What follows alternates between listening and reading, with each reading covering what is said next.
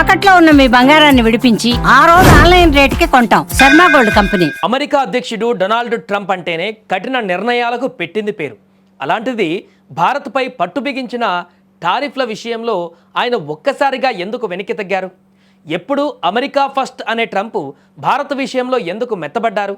ఇది కేవలం ఒక ఫోన్ కాల్తో ముగిసిన వ్యవహారం కాదు. దీని వెనకాల నెలల తరబడి సాగిన దౌత్య వ్యూహం ఉంది. రష్యాను దెబ్బకొట్టాలన్న ట్రంప్ ప్లాన్ను భారత్ తనకి అనుకూలంగా ఎలా మార్చుకుంది? అసలు $500 బిలియన్ డీల్ వెనుక ఉన్న మర్మమేంటి? తెర వెనుక ఏం జరిగింది? ట్రంప్ ప్రధాన శత్రువు ప్రస్తుతం రష్యా ఆర్థిక వ్యవస్థ. ఉక్రెయిన్ యుద్ధాన్ని ముగించాలంటే రష్యాకు వెళుతున్న డాలర్లను అడ్డుకోవాలని ఆయన ప్లాన్. భారత్ భారీగా రష్యా చమురును కొంటుండడంతో ఆ మార్గాన్ని కట్ చేయాలని ట్రంప్ భావించారు.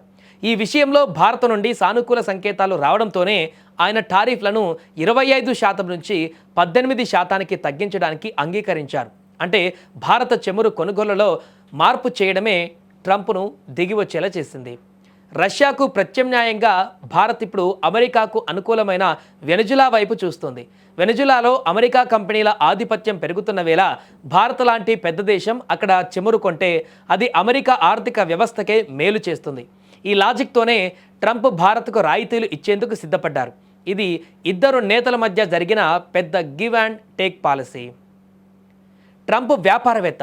ఆయనకు లాభం కనిపిస్తేనే ఏదైనా చేస్తారు. ప్రధాని మోదీ అమెరికా నుంచి దాదాపు $500 బిలియన్ విలువైన వస్తువులను కొంటామని హామీ ఇవ్వడం ఈ డీల్లో హైలైట్. ఇంత పెద్ద మొత్తంలో ఆర్డర్లు వస్తే అమెరికాలో వేలాది మందికి ఉద్యోగాలు కూడా వస్తాయి. తన ఓటు బ్యాంకును కాపాడుకోవడానికి ట్రంప్ ఈ అవకాశాన్ని వదులుకోలేకపోయారు. భారత్ ఇటీవల యూరోపియన్ యూనియన్తో భారీ వాణిజ్య ఒప్పందాలు చేసుకుంది.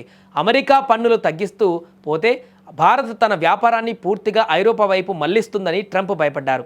ప్రపంచంలోనే అతిపెద్ద మార్కెట్ అయిన భారత్ తన చేజారిపోకూడదనే ఉద్దేశంతో పోటీలో వెనకబడిపోకుండా ఉండాలని ఆయన వేగంగా స్పందించి టారిఫ్లు తగ్గింపు ప్రకటించారు. ట్రంప్ తన పోస్ట్లో మోదీని గొప్ప స్నేహితుడని పొగిడారు. అయితే ఈ స్నేహం వెనుక పక్కా వ్యాపార లెక్కలు ఉన్నాయి.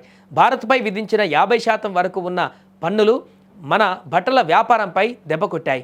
ఇప్పుడు ఈ తగ్గింపు వల్ల మన టెక్స్టైల్ రంగం మళ్ళీ పుంజుకుంటుంది. మోదీ తన దౌత్యంతో ట్రంప్ను ఒప్పించడమే కాకుండా మన దేశ ప్రయోజనాలను కూడా కాపాడుకోగలిగారు.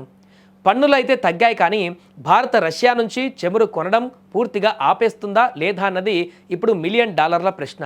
అమెరికా వర్గాలు భారత్ అంగీకరించిందని చెబుతున్నా భారత ప్రభుత్వం మాత్రం ఇంకా అధికారికంగా స్పష్టత ఇవ్వలేదు. ఈ సస్పెన్స్ కొనసాగుతుండగానే టారిఫ్ తగ్గింపు అమల్లోకి రావడం మోదీ దౌత్య విజయం అని చెప్పక తప్పదు. ఏదేమైనా ఈ టారిఫ్ తగ్గింపు వల్ల భారతీయ టెక్స్టైల్ రంగానికి భారీ లాభం చేకూరనుంది. వియత్నాం, బంగ్లాదేశ్ వంటి దేశాలతో పోటీ పడడం ఇప్పుడు సులభతరమవుతుంది. అలాగే టెక్నాలజీ మరియు డిఫెన్స్ రంగాలలో అమెరికా సహకారం మరింత పెరిగే అవకాశం ఉంది.